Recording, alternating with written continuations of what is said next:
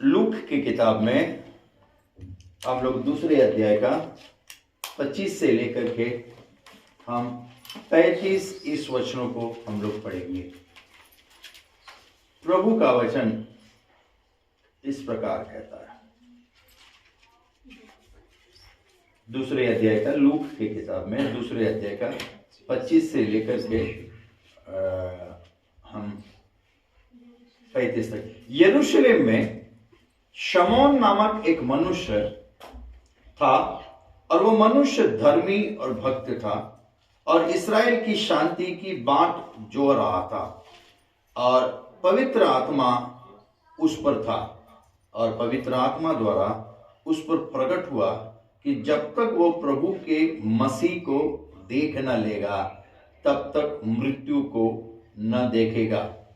वह आत्मा के सिखाने से मंदिर में आया और जब माता पिता उस बालक यीशु को भीतर लाए कि उनके लिए व्यवस्था की रीति के अनुसार करे, तो उसने उसे अपने गोद में लिया और परमेश्वर का धन्यवाद करके कहा, हे स्वामी, अब तू अपने दास को अपने वचन के अनुसार शांति से विदा करता है, क्योंकि मेरी आंखें ने मेरे उद्धार को देख लिया है, जिसे तूने सब देशों के लोगों के सामने तैयार किया है, कि वह अन्य जातियों को प्रकाश देने के लिए ज्योति और तेरे निज लोग इस्राएल की महिमा हो।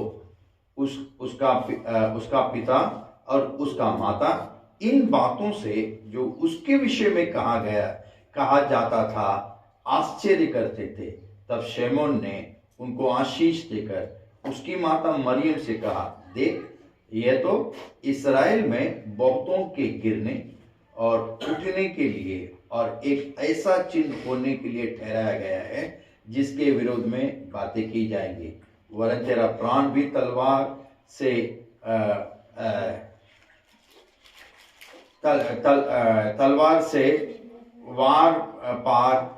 आर पार छीन जाएगा। इससे बहुत हृदयों के विचार प्रकट होगा।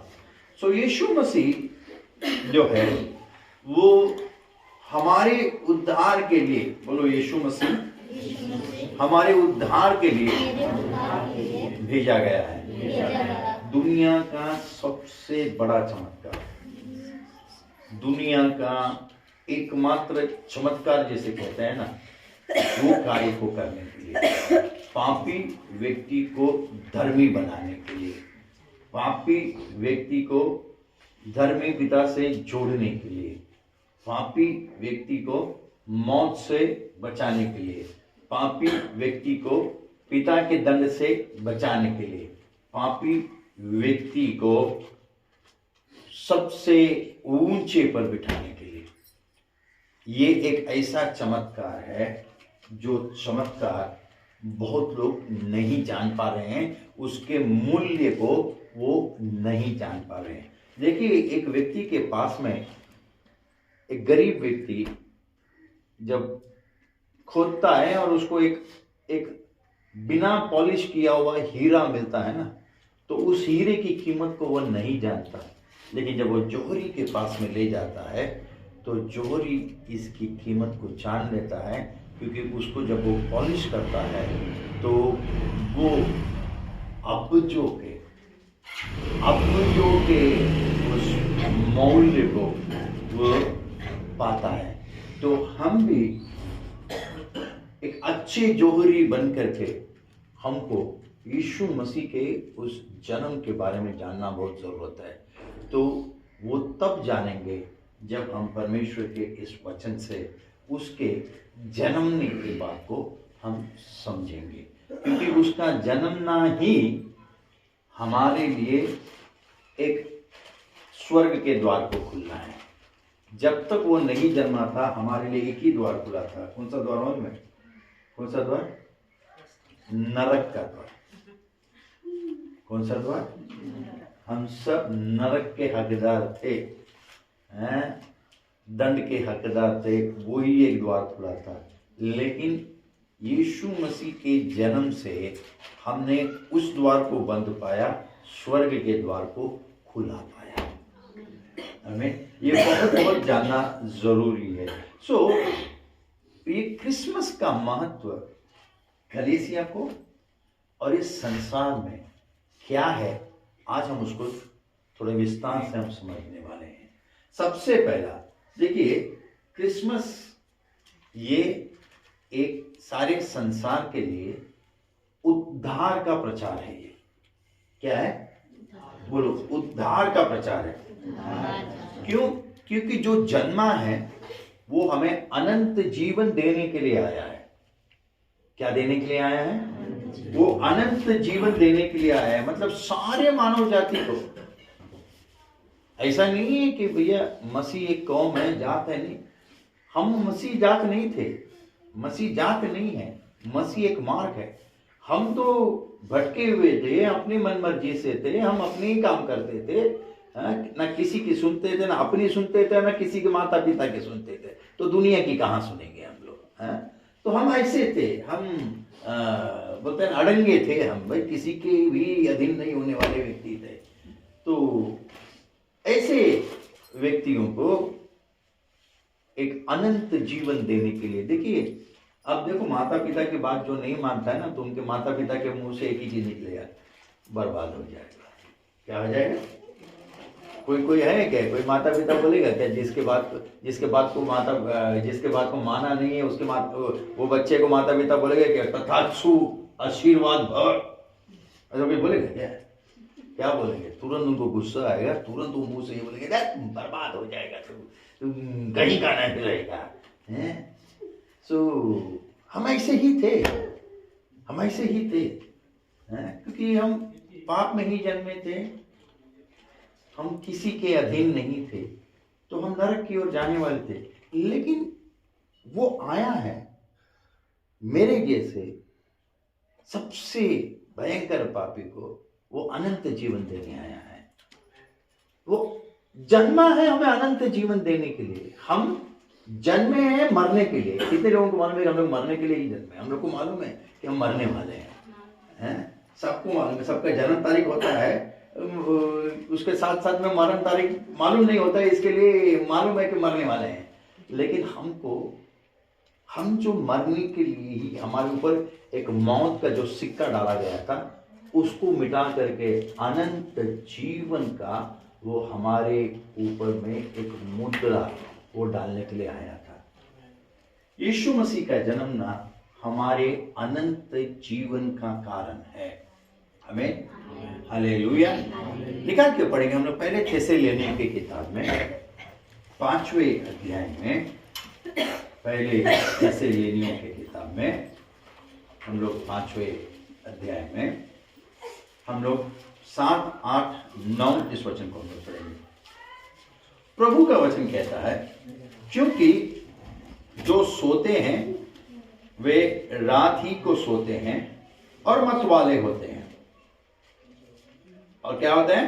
मतवाले होते हैं कि रात ही को मतवाले होते हैं। पर हम जो दिन के हैं, विश्वास और प्रेम की झिलम पहनकर और उद्धार की आशा का टोप पहनकर सावधान रहे, क्योंकि परमेश्वर ने हमें क्रोध के लिए नहीं परंतु इसलिए ठहराया है कि हम अपने प्रभु यीशु मसीह के द्वारा उद्धार प्राप्त करें। बोलो, हमको हमारे प्रभु यीशु मसीह के द्वारा उद्धार को प्राप्त करने के लिए यीशु मसीह को परमेश्वर ने भेजा। हमें काय के लिए भेजा? उद्धार को प्राप्त करने के लिए। निकाल के पढ़ेंगे हम लोग यूहन्ना की किताब में 14वें अध्याय का 6वां वचन। यूहन्ना 14 का 6 क्या कहता है? प्रभु का वचन कहता है, यीशु कहते हैं कि मैं ही मार्ग, मैं ही सत्य और मैं ही जीवन हूं। और वो ठोस कहते हैं कि मैं मार्ग, मैं सत्य, मैं जीवन हूं। लेकिन वो कहते आगे बहुत महत्वपूर्ण बात है कि मेरे बिना कोई भी पिता के पास में नहीं जा सकता। क्या है? यीशु के बिना पिता के पास में जाने का दूसरा कोई मार्ग नहीं है। वो बता रहा है कि भैया अगर परमेश्वर के पास में जाना है किसी को भी, मानव जाति को, गाय बैल परमेश्वर के पास में नहीं जाना चाहते हैं। गाय बैल किधर जाना चाहते हैं? वो घास को खाने को जाना चाहते हैं, पानी को पीने को जाना चाहते हैं। केवल मानव जाति ही है जो परमेश्वर के पास में जाता है। तो कहता है कि भाई मेरे बिना, मैं मार्ग, मैं सत्य, मैं जीवन हूं, लेकिन मेरे बिना कोई भी परमेश्वर पिता के पास में नहीं जा सकता। कोई धन से नहीं जा सकता है, कोई मन से नहीं जा सकता है, कोई बल से नहीं जा सकता है, कोई ज्ञान से नहीं जा सकता है, कोई डिग्री को लेकर के नहीं जा सकता है, कोई खेत को लेकर के नहीं जा सकता है, कोई आलू भालू को लेकर के नहीं जा सकता। तो जाना है पिता परमेश्वर के पास में तो यीशु ही के द्वारा जा सकते हैं। दूसरा कोई तरीका नहीं है हमको जाने का। हमें आगे एक और जगह पे पढ़ेंगे, प्रेरितों की किताब में 4 अध्याय का 12 वचन।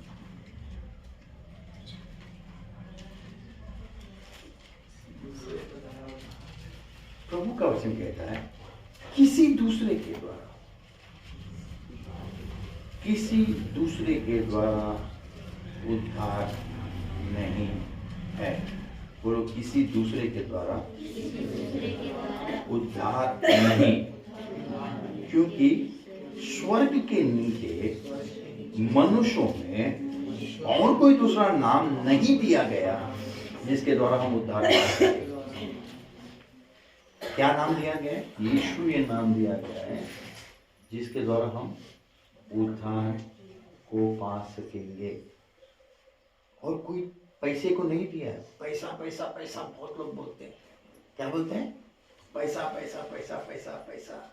सब लोग पैसा कमाते हैं, ये पैसे वाले को सर आंखों में रखते हैं, लेकिन वो पैसा उसके लिए पिता के पास में नहीं ले जाएगा। बाजू वाले को देख कर बोलो, पैसा यीशु के पास में या परमेश्वर के पास में नहीं ले जाएगा। तो परमेश्वर के पास में जाना है तो यीशु ही को आना बहुत जरूरी था।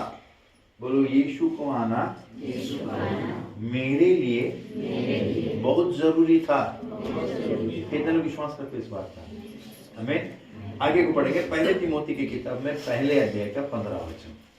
तो यीशु, हम देखते हैं कि यीशु मसीह का जन्मना हमारे लिए एक अनंत जीवन का कारण है। तो पहले तिमोथी की किताब में 1 अध्याय का हम 15वें वचन में इसको हम समझते हैं। ये बात सच और हर प्रकार से मानने के योग्य है कि मसीह यीशु पापियों का उद्धार करने, किसका उद्धार करने? धर्मियों का नहीं। इस धरती में कोई धर्मी नहीं है, पैसे वाला धर्मी नहीं है, खूबसूरत औरत या लड़की धर्मी नहीं है, विद्वान या हम बोलते हैं ना वैज्ञानिक धर्मी नहीं है, कोई फिल्म एक्टर धर्मी नहीं है, कोई फिल्म एक्ट्रेस धर्मी नहीं है, हमारा प्रधानमंत्री धर्मी नहीं है। सो धर्मी वही है जो यीशु को मानते हैं। सो हम नहीं मालूम कि हमारे प्रधानमंत्री मानते हैं कि यीशु को, मानेंगे तो धर्मी है। सो वचन बहुत अच्छी तरह से कहता है कि 15 वचन कि यह बात सच और हर प्रकार से मानने के योग्य है कि मसीह यीशु पापियों का उद्धार करने के लिए जगत में आया, जिनमें सबसे बड़ा मैं हूं। पौलुस कहता है संसार का सबसे बड़ा पापी मैं हूं और मुझे ही बचाने के लिए आया। मैं भी हमेशा यही घोषणा करता हूं कि मैं, मुझे ही बचाने के लिए आया। वो दुनिया में सब लोग धर्मी है, मैं अकेला पापी था, मुझे ही बचाने के लिए। मैं धन्यवाद करता हूँ, इसीलिए प्रभु को हमेशा धन्यवाद करता हूँ। प्रभु यीशु मुझे बचाने के लिए आप आए हो, धन्यवाद। आप नहीं आते तो मैं तो गया, बाकी के सब बचे या ना बचे, लेकिन मैं तो गया। मैं हमेशा यही घोषणा करता हूँ। पौलुस भी यही घोषणा करता है, कहता है कि दुनिया में सबसे बड़ा पापी मैं ही था। मैं तो बोलता हूँ कि पौलुस से भी बड़ा पापी मैं हूँ। तो ये जानना बहुत जरूरी है कि यीशु मसीह का जन्मना हमारे अनंत जीवन का कारण है। बोलो अनंत जीवन का कारण है। दूसरा, यीशु मसीह का स्वर्ग से, देखो धरती में सब लोग जन्मे हैं, ये ऐसी क्या खासियत है कि ये यीशु को ही उसे भेजना पड़ा? धरती में किसी को भी चुन सकता था। मूसा को चुना इस्राएल के लोगों को छुड़ाने के लिए, वैसे ही हम में से किसी को और को चुन लेता, हाँ, कि भैया चलो यार इसके द्वारा सारे मानव जाति का उद्धार हो। ना ना ना। सो ये बताता है कि पापों से उद्धार का और कोई उपाय नहीं है यीशु को छोड़कर। बोलो, पापों से उद्धार का और कोई उपाय नहीं है मनुष्यों के उद्धार के लिए यीशु छोड़ करके। हमें लिखा के पढ़ेंगे हम लोग इब्रानियों की किताब में 9वें अध्याय का 28वां वचन। इब्रानियों 9 का 28।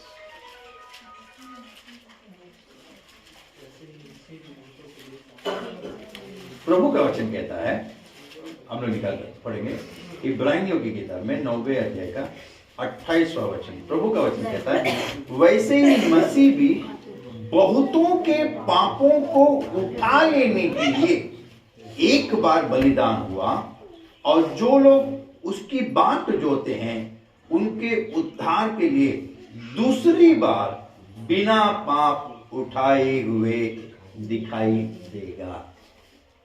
मतलब हर एक व्यक्ति जो यीशु को अपना प्रभु मान लेता है, उसके लिए एक ही बार वो मरा हुआ पाएगा, क्रूस में लटका हुआ पाएगा, लेकिन उसके बाद में उससे गलती करेगा नहीं।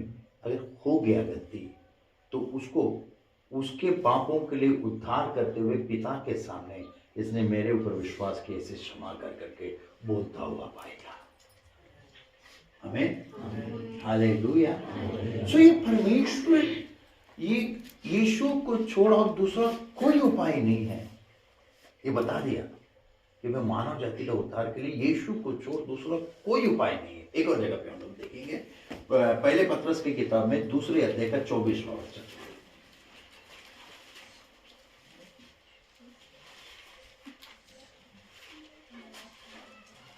हम लोग इस वचन को बहुत बार पढ़ते हैं, है ना। पहले पत्रस की किताब में 2 अध्याय का 24वां वचन,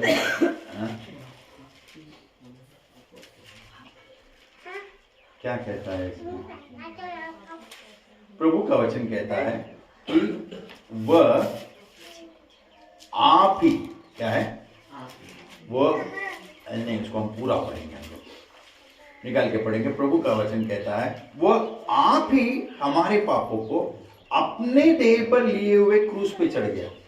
ठीक ना, 3 लोग क्रूस पे थे वो उस समय में, दाएं बाएं चोर लोग अपने दंड को लेकर के क्रूस पे चले गए थे, लेकिन ये यीशु एकमात्र है जो मानव जाति के पाप को लेकर के क्रूस पे चढ़ा हुआ था। हमें बाकी के दोनों जो थे वो उनके दंड के लिए थे, यीशु हमारे दंड के लिए, हमारे पापों के दंड को लेकर के वो क्रूस पे चढ़ गया था। हमें सो जब हम इस बात को जानते हैं कि यीशु मसीह हमारे पापों को क्रूस में लिए हुए, तुम्हारे पापों को, वो दिया हुआ पाप जो है ना, तुमने जो उसको दे दिया है ना, उसको नीचे नहीं छोड़ा, बोला नहीं यार मेरा बोझ बहुत ज्यादा, मैं नहीं उठा पाऊंगा, नहीं, सब कुछ उठा लिया और तुम्हारे लिए वो क्रूस पे चढ़ गया। मतलब ऐसा नहीं है कि तुम्हारा कोई भी पाप का दंड तुम्हारे लिए छोड़ के गया हो, सारा का सारा चुका दिया उसने।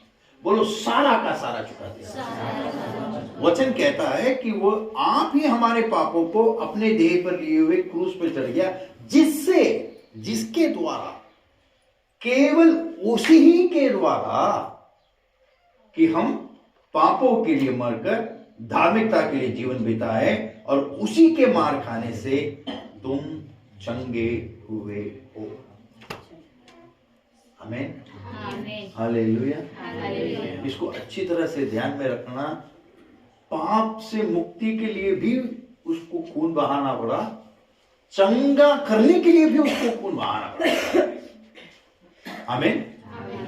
कुछ भी ऐसे ही नहीं दिया है तुमको और मुझको। यीशु से कुछ भी मुफ्त में नहीं मिला है, उसको दंड उठाना पड़ा है। हमको लेना आसान होना चाहिए, यही बात को हमें समझना बहुत जरूरी है।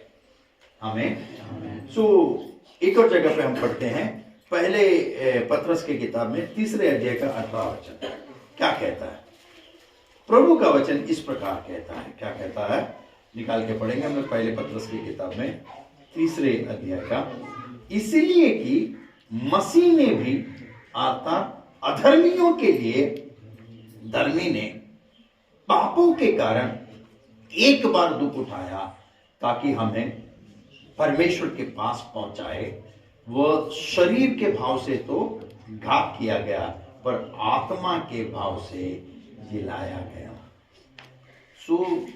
जिस काम के लिए आया था, जो पाप को लेकर के क्रूस में चढ़ गया और जो दंड पा लिया ना, अब उसके द्वारा उसका उद्देश्य पिता का यही था कि ये क्रूस के द्वारा हर एक व्यक्ति जो परमेश्वर पिता से दूर हो गया था उसको उस मसीह के क्रूस के और पुनरुत्थान के द्वारा पहुंचाया गया।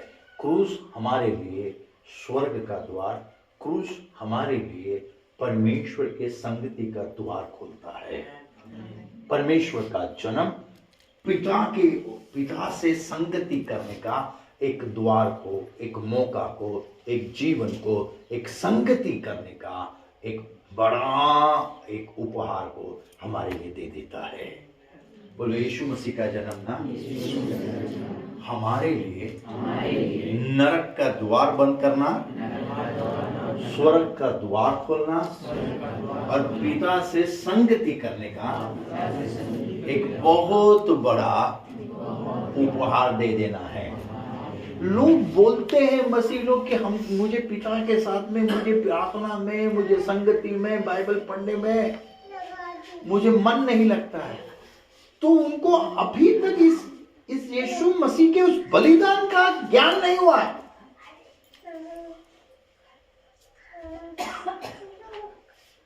कितने लोग स्कूल में गए? कितने लोग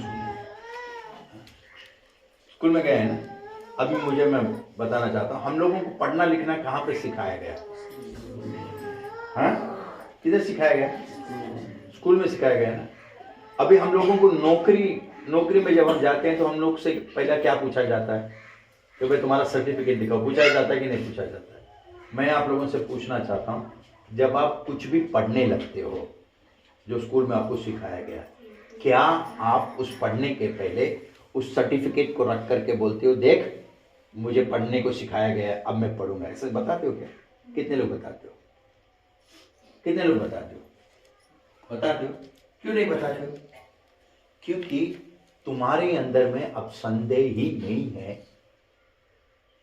अब तुम्हारे अंदर में संदेह नहीं है कि मुझे पढ़ने के लिए आता है या नहीं आता। तुमको पढ़ने के लिए सिखाया गया है। अब वो सीख को लेकर के तुम पढ़ना शुरुआत करते हो। तो वैसा ही यीशु मसीह के आकर के तुम्हारे पापों को लेकर के मर करके जी उठने के बाद में जो द्वार पिता के साथ में संगति का खोला है ना, अब तुमको संदेह ही करने की जरूरत नहीं है कि क्या तुम पिता के साथ में संगति कर सकते हो, नहीं कर, बेधड़क कर सकते हो। बोलो बेधड़क कर सकते हो।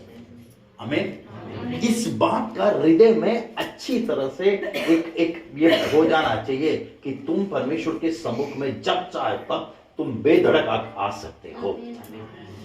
हमें ये परमेश्वर का पुत्र को भेजने का कारण ही ये है कि जो द्वार बंद था संगति का वो खुल जाए। हमें क्योंकि अब तुम्हारे जीवन में पाप नाम का चीज नहीं है। अब तुमको परमेश्वर पापी करके नहीं देखता, तुमको धर्मी देखता है। अपने पुत्र के द्वारा दिए गए उस धार्मिकता को तुम्हारे ऊपर देखता है वो। हमें निकाल के पढ़ेंगे हम लोग यशायाह की किताब में 53वें अध्याय का 5वां वचन। यशायाह की किताब में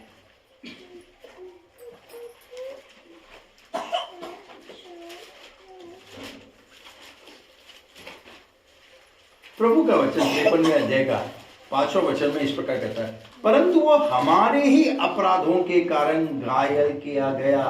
ध्यान में रखना, यीशु कलवरी क्रूस में उसके अपराधों, उसका कोई अपराध नहीं था। ना वो अपराध में जन्मा है, ना ही कोई उसने अपराध किया है, ना ही किसी मनुष्य के श्राप को उसने पाया है। वो किसी को भी दुख नहीं दिया है, हाँ?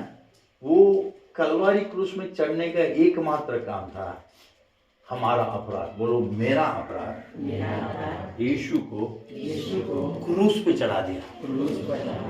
आया था उसी के लिए, तुम्हारे और मेरे अपराध को उठाने के लिए। दुनिया में ध्यान में रखना, कोई भी माता ना, एक बच्चा बीमार हो जाता है ना तो उसके लिए पैसा खर्चा करने को तैयार हो जाते हैं, लेकिन उसके बीमारी को कोई नहीं लेता है। लेगा कोई? है? क्यों नहीं लेगा? प्यार से तो बोलते मुन्नू चुन्नू चुन्नू गुन्नू गुन्नू गुन्नू, रोएंगे उसको देख करके, लेकिन उसको नहीं उठा पाएंगे, ये असंभव है। लेकिन यीशु मसीह उसी के लिए आया कि हमारे दुखों को, हमारे अपराधों को, हमारे पापों को, हमारी गलतियों को अपने, ये एक बड़ा चमत्कार है। ये ट्रांसफर जो है ना, हमारे पाप उसके ऊपर, ये केवल पिता ही किया है। कौन किया है? पिता ही किया है। सो ये बड़ा गजब का चमत्कार है। उठा लिया और वो क्रूस पे चढ़ गया। वचन कहता है, हम पढ़ेंगे कि और हमारे दुखों को उठा लिया, तो भी हमने उसे परमेश्वर का मारा, परमेश्वर का कूटा और परमेश्वर की ओर से दुर्दशा में पड़ा हुआ समझा। आगे वचन कहता है, परंतु वो हमारे ही अपराधों के कारण घायल किया गया, वो हमारे अधर्म के कामों के कारण कुचला गया, हमारे ही शांति के लिए उस पर ताड़ना पड़ी कि उसके कोड़े खाने से हम लोग चंगे हो जाए। क्या हो जाए? उद्धार भी पाए, चंगाई भी पाए। यीशु उसी के लिए आया था। दूसरा, यीशु मसीह का जन्म ना इस संसार के से सूला का एक प्रचार है। सूला बोलते हैं ना, भाई सूला कर लो। ये क्या कर लो? सूला कर लो का मतलब क्या है? मेल मिलाप कर लो यार, क्षमा कर दो यार, छोड़ दो यार, प्रेम कर लो यार।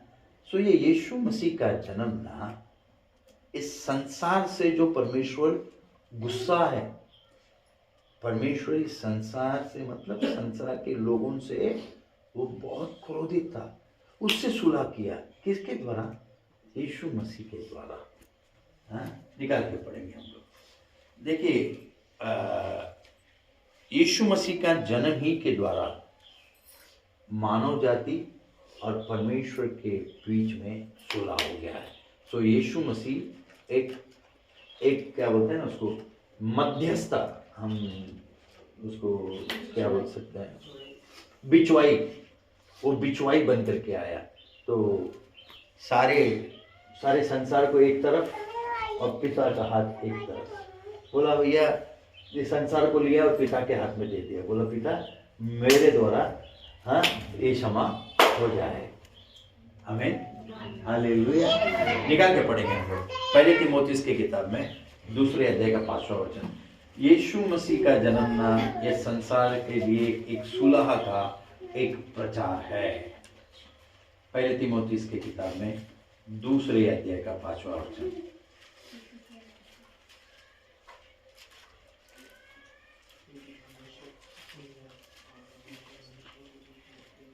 क्या कहता है पहले तीमुथियुस की किताब में?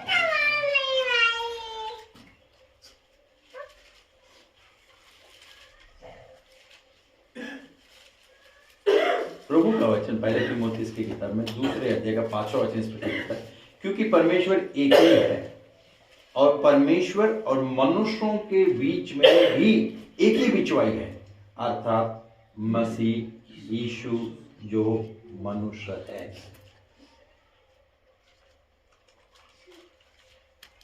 विश्वासी लोगों को पादरी की जरूरत नहीं है पिता के पास में जाने के लिए। विश्वासियों को एक ही व्यक्ति की जरूरत है, वो है यीशु मसीह। कौन? यीशु मसीह। यीशु मसीह के नाम से हम पिता के पास में हर एक विश्वासी जा सकता है।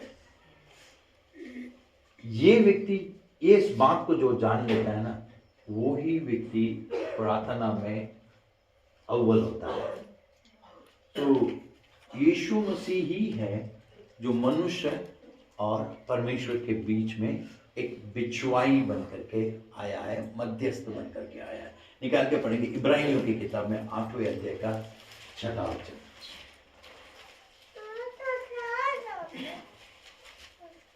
8:6 प्रभु का वचन कहता है, पर उन याजकों से बढ़कर सेवा यीशु को मिली। मैंने कहा ना कि पादरियों से बढ़कर है परमेश्वर को, परमेश्वर ने अपने पुत्र यीशु को सेवा जो दिया है। क्या सेवा दिया है कि यीशु को मिली, क्योंकि वह और भी उत्तम वाचा का मध्यस्थ ठहरा, जो और उत्तम प्रतिज्ञाओं के सहारे बांधी गई है। हमें ये मध्यस्थ परमेश्वर वाचाओं के द्वारा था। मूसा के द्वारा परमेश्वर ने जो 10 आज्ञाएं दी थी करने से होता है, लेकिन यीशु मसीह ने किया और हमें पिता से मिला दिया। हमें वो उसने सारा व्यवस्था को पूरा किया, सब काम किया, हमको केवल उसने आदान प्रदान कर दिया। एक हाथ से पिता का हाथ पकड़ा, संसार का पकड़ा, और संसार को पिता के हाथ में, जो पिता ने उसको त्याग दिया था, वापस जोड़ दिया। हमें तो वो यीशु मसीह के द्वारा हुआ। तो यीशु मसीह जो मध्यस्थ बन करके आया, वो संसार अब यीशु मसीह ही के द्वारा पिता के पास में जा सकता है। यीशु मसीह ही के द्वारा पिता से कुछ भी मांग सकता है, या पिता जो भी देता है अब यीशु मसीह ही के द्वारा देता है, हमको अपने आप से नहीं देता है। तो यीशु मसीह का जन्म बहुत महत्वपूर्ण है। हम उसका जो जन्मदिन मना रहे हैं, हम यूं ही नहीं मना रहे हैं। इसको समझना बहुत जरूरी है कि क्यों आया। उसका आने का कारण ही है कि हमारे लिए सारे आशीषों का कारण हुआ है। हमें ये बहुत जानना जरूरी है। निकाल के पढ़ेंगे एक और जगह पर, फिर हम लोग 12वें अध्याय का, इब्रानियों की किताब में 12वें अध्याय अपना 9 का 15 और 24 पढ़ेंगे। इब्रानियों पहले 9 का 15 और इब्रानियों 9 का 24 पढ़ेंगे। इब्रानियों 9 का 15 इस प्रकार कहता है, इसी कारण वो नई वाचा का माध्यम है। कौन? यीशु नई वाचा का माध्यम है, ताकि उसकी मृत्यु के द्वारा जो पहली वाचा से के समय के अपराधों से छुटकारा पाने के लिए हुई है, बुलाए हुए लोग प्रतिज्ञा के अनुसार अनंत मिरास को प्राप्त करें। 24वां वचन कहता है, क्योंकि मसीह ने उस हाथ से बनाए हुए पवित्र स्थान में, जो सच्चे पवित्र स्थान का नमूना है, प्रवेश नहीं किया, पर स्वर्ग ही में प्रवेश किया, ताकि हमारे लिए अब परमेश्वर के सामने दिखाई दे। किसके लिए? बोलो, मेरे लिए। यीशु मसीह परमेश्वर पिता के सामने दिखाई देता है। मेरे कामों को प्राप्त करने के लिए धरती में यीशु मसीह पिता के सामने खड़ा हो जाता है। पिता इसको कर दे, मैं इसको दे रहा हूं। क्यों दे रहा हूं? क्योंकि इसने मेरे पर विश्वास किया है, इसके लिए मैं दे रहा हूं। तूने मुझे अधिकार दे दिया, मैं दे रहा हूं इसको। पिता नहीं बोलेगा मत दे करके।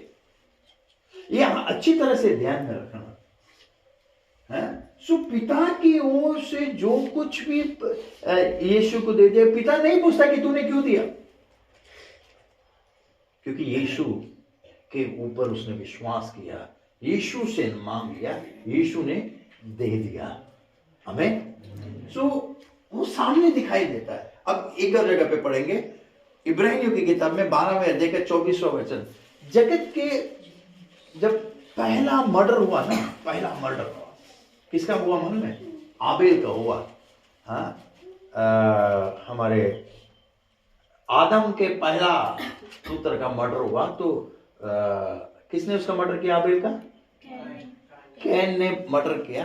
तो मरने के बाद में परमेश्वर बोलने लगा कि भाई इसका लहू पुकार रहा है कि भाई मुझे न्याय दे। लेकिन यीशु का लहू जो हमारे लिए बहाया गया, यीशु का लहू जो हमारे लिए बहाया गया, वो क्या बोलता है? निकाल के पढ़ेंगे इब्रानियों की किताब में 12वें अध्याय का 24वां वचन।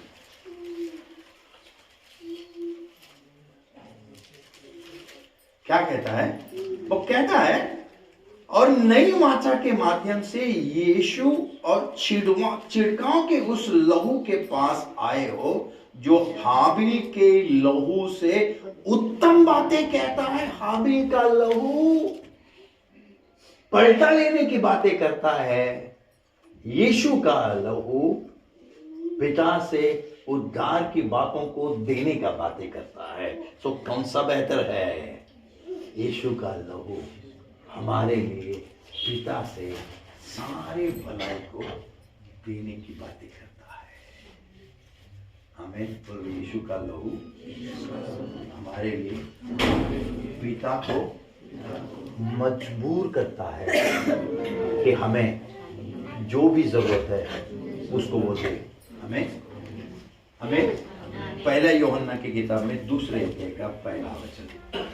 तो परमेश्वर के पुत्र यीशु का जन्मना ये मनुष्य और परमेश्वर के बीच में एक मध्यस्थता है। पहले यूहन्ना दूसरे अध्याय का पहला वचन क्या कहता है? प्रभु का वचन कहता है, हे मेरे बालकों, मैं ये बातें तुम्हें इसलिए लिखता हूं कि तुम पाप न करो, और यदि कोई पाप करे तो पिता के पास हमारा एक सहायक है, अर्थात धर्मी यीशु मसीह। वो हमारे लिए प्रार्थना करता है, क्षमा कर दे, छोड़ दे, क्योंकि इसने मुझसे अपने पापों का अंगीकार किया है। ध्यान में रखना, ये बहुत बहुत जरूरी है। और यीशु मसीह का भेजने का मतलब है वो ही एकमात्र सच्चा उद्धार करता है जो जगत को बचाने के लिए भेजा गया है। उसके सिवा दूसरा कोई नहीं है, ना उसके पहले कोई आया, ना उसके बाद में कोई आने वाला है। केवल यीशु मसीह ही है जो सच्चा उद्धारक है। बोलो, यीशु मसीह ही है जो सच्चा उद्धारक है। निकाल के पढ़ेंगे हम लोग गलातियों की किताब में पहले अध्याय का 14 वचन।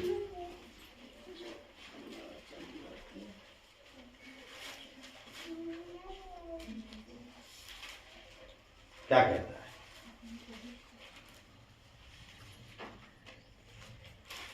प्रभु का वचन कहता है, उसी ने अपने आप को हमारे पापों के लिए दे दिया ताकि हमारे परमेश्वर और पिता की इच्छा के अनुसार हमें इस वर्तमान बुरे संसार से छुड़ाए।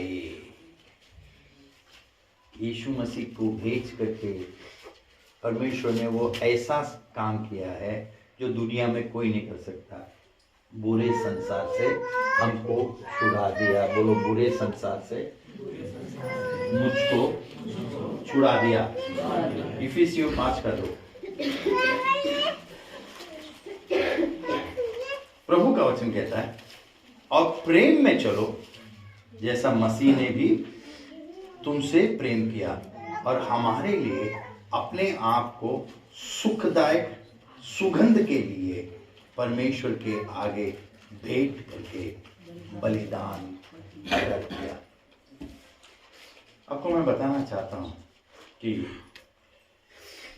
हम लोग सबसे प्रेम नहीं कर पाते।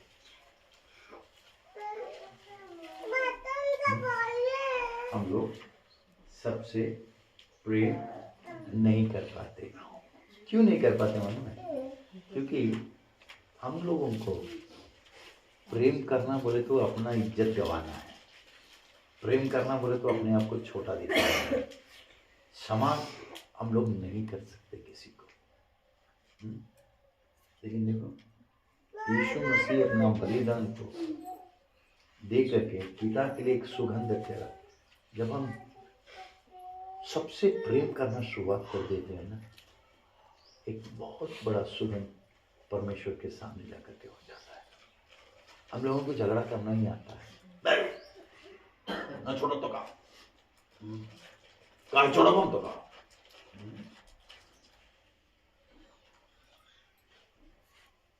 एक 2 बहनें क्रिसमस मनाने के लिए एक बड़े होटल में चली गई। तो और बहुत खुश थे। तो वेटर ने उनको पूछा, अरे बताओ आप क्या के लिए इतना खुशी मना रहे हो? तो बोले, भाई हमारे लिए एक पुत्र दिया गया है। क्या दिया गया? एक पुत्र दिया गया है, जिसके कांधे पे सारा संसार रहेगा, सारा अधिकार रहेगा। उसने हमें पिता से मिला दिया। तो बोले कि भैया कहाँ है वो बच्चा जो है वो कहाँ है? तो बोला, क्या वो बच्चा को लेकर के मैं हमेशा घूमती रहूंगी क्या? क्या उस बच्चे को लेकर के मैं हमेशा घूमती रहूंगी क्या? तुमको दिखाऊंगी क्या? मतलब ये पूछना चाह रहा था, जिस यीशु के जन्म को आप मना रहे हो, उस जन्म का प्रगटीकरण क्या है? आप तो मना रहे हो, सब कुछ कर रहे हो, कभी गरीबी को आपने देखा, कभी ये जो वेटर्स लोग हैं उनसे आपने छोड़ करके कभी बात किया, कभी प्रेम से बात किया है? क्रिसमस मनाना बोले तो प्रेम का प्रकटीकरण है। तो क्रिसमस मनाना बोले तो क्रिसमस मनाना बोले तो प्रेम का प्रकटीकरण है। हम अच्छा कपड़ा पहन लेंगे, घर को सजा देंगे, हैं? अच्छा कपड़ा पहन लेंगे, घर को सजा देंगे, और हम प्रेम को नहीं बांटेंगे, तो कैसा क्रिसमस होगा वो? कैसा क्रिसमस होगा वो? कभी सोच के देखा है? बोलो, यीशु प्रेम को दर्शाने आया। बोलो, यीशु प्रेम को दर्शाने आया। निकाल के पढ़ेंगे हम लोग रोमियो की किताब में 5वें अध्याय का 7वां वचन। रोमियो 5:6।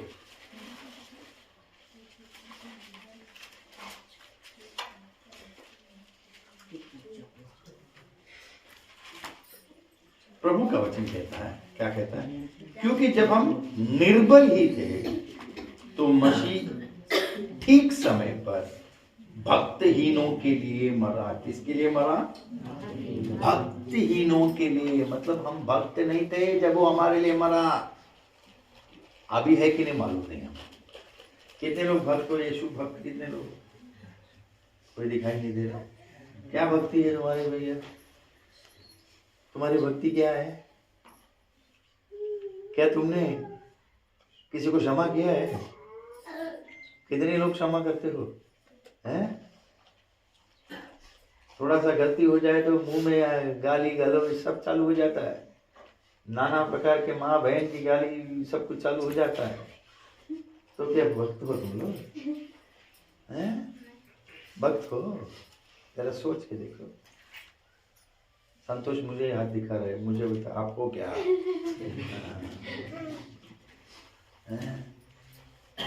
मैं हूं। गलती करते हैं, गुस्सा आता है, लेकिन शब्द में कभी नहीं निकालता। बुरा शब्द में कभी नहीं निकालूंगा, क्योंकि उसको मैंने छोड़ दिया है। क्योंकि मैं जानता हूं कि मनुष्य गलती करता है। क्या करता है? गलती करता है। अब चुप हो जाऊंगा, लेकिन गाली नहीं दूंगा, बुरा भला नहीं कहूंगा।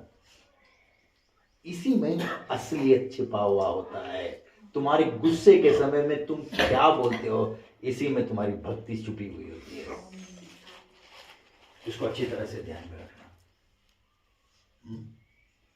मेरे सामने तो सब लोग गलती ही करते रहते हैं, लेकिन मैं अगर मैं गाली देने लगूं तो फिर उनमें क्या फायदा होगा? लेकिन इसका मतलब ये नहीं कि मैं कुछ बोलूंगा नहीं। मैं तो बोलूंगा चलो यार ठीक है यार, बाद में कुछ बोलेगा नहीं। हमको बोलूंगा, वचन से बोलूंगा, लेकिन गुस्से से नहीं बोलूंगा। बताऊंगा, समझाऊंगा, क्योंकि उसी के लिए प्रभु ने मुझे रखा है कि तुमको सही मार्ग पे ले चलूं, डंडे से नहीं, वचन से। हमें इसको अच्छी तरह से, मतलब ये नहीं, इसका मतलब ये नहीं कि ज्ञान की बोले कि चलो अंकल तो डांटेंगे नहीं, अब 9:30 समय में 10:30 बजे आ जाऊंगी, आमीन बोलते समय मैं भी आ गई अंकल। ऐसा नहीं होगा ना। ऐसा नहीं होता है, हैं? इसको अच्छी तरह से ध्यान रखना। बोलो यीशु मसीह हमें प्रेम दर्शाने के लिए हमें इस संसार से छुड़ाने आया। दुनिया प्रेम की भूखी है। किसकी भूखी है? पैसे की भूखी नहीं है। आपको मालूम है, कभी आप लोगों ने सोच के देखा है, संसार में मानव जाति की जरूरतें बहुत है, हाँ या नहीं है? मानव जाति की जरूरतें बहुत है। मानव जाति सही मार्ग पे नहीं चलता है तो परमेश्वर तो अच्छा एक विज्ञान को अच्छा एक विद्वान को भेज देता नहीं, उससे काम नहीं चलेगा। मानव जाति को सारे यंत्र को चलाने की एक ज्ञान की जरूरत है तो वो एक वैज्ञानिक को भेज देता नहीं, ऐसा नहीं है। सारे संसार को पैसे से खरीदा जा सकता है तो पैसे को कमाने के लिए किसी एक अच्छे इकोनॉमिस्ट को भेज देता, उससे कुछ नहीं होगा। इस संसार को एक ही चीज की जरूरत थी, वो थी क्षमा की, वो थी पापों की क्षमा की। इसी के लिए परमेश्वर ने अपने पुत्र यीशु को उद्धारकर्ता के रूप में भेजा। पापों की क्षमा।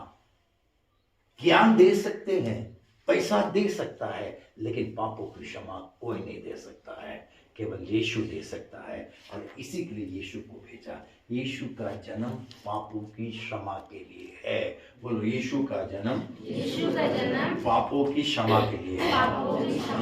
यीशु मसीह का जन्म इस दुनिया में आशा का प्रचार के लिए भेजा गया है। दुनिया आशाहीन है, मालूम है? अरे यार कुछ नहीं होने वाला मेरा, क्या है, थोड़ा सा धक्का लगता है ना, गए हो यार, अब कुछ भी नहीं होगा, है? आशाहीन है। आशाहीन दुनिया को आशा देने के लिए यीशु को भेजा गया है। निकाल के पढ़ेंगे हम लोग प्रेरितों की किताब में 28वें अध्याय का 28वां वचन। प्रेरितों की किताब में 28वें अध्याय का 28वां वचन।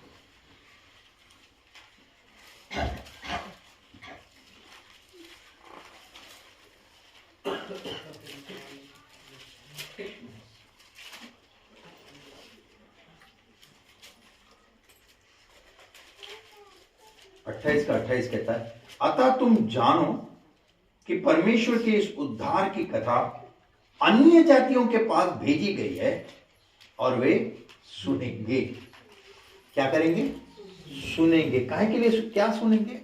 अन्य जातियां आशाहीन जो है वो आशा से भर जाए कि उनका भी उद्धार होगा। हमें निकाल के पढ़ेंगे हम लोग। आपको मालूम है, लोग बोलते हैं यार दुनिया नहीं सुनेगा, कौन कहता है? परमेश्वर का वचन कहता है कि अन्य जाति सुनेंगी, यीशु के समाचार को, जन्म को सुनेगी। कितने लोगों को मालूम है कि दुनिया सुनने के लिए तैयार है, सुनाने वाला ही तैयार नहीं होता है? हम लोग ही तैयार नहीं होते कि अरे यार पता नहीं यार वो तिलक लगा करके, धोती डाल करके, मैं वो नहीं बोल सकता, लगा करके खड़ा है, वो सुनेगा कि नहीं? सुनने के लिए तैयार है दुनिया, बोलो सुनने के लिए तैयार है। सुनाने वाला चाहिए। कौन है सुनाने वाला? देखो कोई हाथ नहीं उठाया। अरे कहाँ यार तुम फादर साहब, आप कहाँ पे सुनाने की बात करो? हमको सुनाते बोलो, हमको कहीं भेज देंगे, जाओ। परमेश्वर का वचन कहता है, निकाल के पढ़ेंगे रोमियो की किताब में 15वें अध्याय का 9 से 12 इस वचन को हम पढ़ेंगे और 16 वचन भी पढ़ेंगे। रोमियो की किताब में 15वें अध्याय में 9 से 12 प्रभु का वचन कहता है इस प्रकार। क्या कहता है? हम लोग पढ़ेंगे। और अन्य जातियां भी दया के कारण परमेश्वर की स्तुति करे, जैसा लिखा है, इसलिए मैं जाति जाति में तेरा धन्यवाद करूंगा और तेरे नाम के भजन गाऊंगा। फिर कहाँ है हे जाति जाति के सब लोगों, उसकी प्रजा के साथ आनंद करो। और फिर हे जाति जाति के सब लोगों प्रभु की स्तुति करो, और हे राज्य राज्य के सब लोगों उसे सराहो। और क्या लिखा है? और फिर यशायाह कहता है ईशे की एक जड़ प्रकट होगी और अन्य जातियों का हकीम होने के लिए एक उठेगा, उस पर अन्य जातियां आशा रखेगी। बोलो, अन्य जातियां यीशु के ऊपर आशा रखेगी। ये परमेश्वर का वाचा है। हमें किसके ऊपर आशा रखेगी? यीशु के ऊपर आशा रखेगी। कहीं और आशा नहीं होगा ना, तो यीशु के पास में उनकी आशा है। हमें बोलो, यीशु के ऊपर आशा है। 16वां वचन कहता है कि मैं अन्य जातियों के लिए मसीह यीशु का सेवक होकर परमेश्वर के सुसमाचार की सेवा याजक के समान करूं, जिससे अन्य जातियों का मानो चढ़ाया जाना पवित्र आत्मा से पवित्र बनकर किए जाए। Hallelujah, hallelujah. सो ये जो अन्य जातियों के लिए जो आशा का जो प्रचार है, वे उन्हीं के लिए हैं जो सच्चे परमेश्वर को खोजते हैं। किसको खोजते हैं? सच्चे परमेश्वर को खोजते हैं। निकाल के पढ़ेंगे हम लोग यूहन्ना की किताब में 6 अध्याय का 67 और 68। John 6:67 and 68। 6 का 67 और 68। प्रभु का वचन कहता है, क्या कहता है कि तब यीशु ने उन 12 से कहा, क्या तुम भी चले जाना चाहते हो? शमौन पतरस ने उसको उत्तर दिया, हे प्रभु, हम किसके पास जाए? अनंत जीवन की बातें तो तेरे ही पास है। बोलो, अनंत जीवन की बातें केवल यीशु के ही पास है। अब हमने 4 बातों को देखा कि प्रभु यीशु का जन्म क्यों हम मनाते हैं, क्योंकि उस जन्म से हम प्रचार करते हैं। काय का प्रचार करते हैं? उद्धार का प्रचार करते हैं। काय का? उद्धार का प्रचार करते हैं। परमेश्वर के जगत से सुलह का प्रचार करते हैं। और तीसरा, आशाहीन संसार को आशा का हम प्रचार करते हैं। अब ये 3 बातों के बाद में एक है, एक बहुत बड़ा संदेश जो इन बातों को ठुकराते हैं। वे जो मसीह के सुसमाचार को ठुकराते हैं, उनके लिए परमेश्वर क्या कहता है? मत्ती की किताब में 8वें अध्याय का 34वां वचन।